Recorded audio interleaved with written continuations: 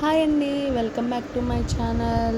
షిరిడీలో అన్నప్రసాద కేంద్రం అండి. మేము షిరిడీ వెళ్ళాం కదా, అన్నప్రసాద కేంద్రంలో అన్నదానం చేస్తారండి. ఎప్పుడు చూసేద్దాం, నాతో పాటు వచ్చేయండి మీరు కూడా. ఆ రోజు షిరిడీ సాయిబాబా గుడిలో హారతికి వెళ్ళామండి. వచ్చేసరికి దేవుడి దర్శనం అంతా అయ్యి హారతి చూసుకొని వచ్చేసరికి ఆఫ్టర్నూన్ 2 అయిందండి. ఇంకా మేము బయటకు వచ్చే దారి ముందు ఉచిత అన్నదాన టికెట్స్ అని ఇస్తున్నారండి. అవి తీసేసుకొని ఇంకా అక్కడి నుంచి వాకబుల్ ఏమని నడుచుకుంటూ వెళ్దాం అనుకున్నాం, కానీ నడుస్తూ ఉండగా 1 కిలోమీటర్ దూరం అండి. ఇంకా మాకు ఫస్ట్ టైం కదా, మేమైతే నడుచుకుంటూనే వెళ్ళాము. అందరూ ఆటోల మీద వచ్చారు.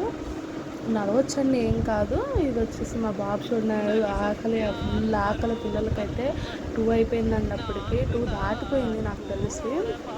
ఇక్కడైతే ఒక సిట్టింగ్కి 3600 మంది లెగుస్తారండి.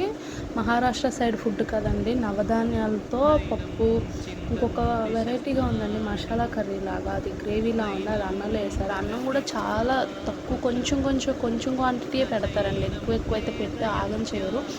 నా బెస్ట్ ఆప్షన్ అండి ఇది. కొంచెమే పెడతారు, మళ్ళీ కావాలంటే మళ్ళీ పెడతారు. వెనకాల రోటీస్ అండి, మనిషికి వచ్చి 2 రోటీస్, కిడ్స్కి అయితే 1 రోటీ వేస్తారండి.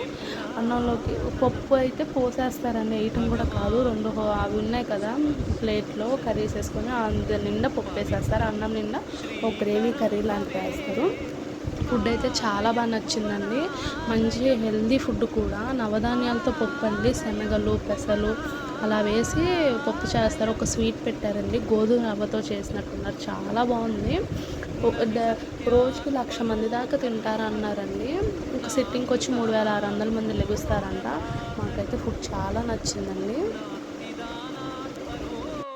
కిడ్స్ కూడా మా పిల్లలిద్దరు కూడా బాగానే తిన్నారండి. రోటీస్ ఎక్కువ తిన్నారు వాళ్ళు, రైస్ కన్నా. ఇదేనండి షిరిడీ అన్నప్రసాద కేంద్రం.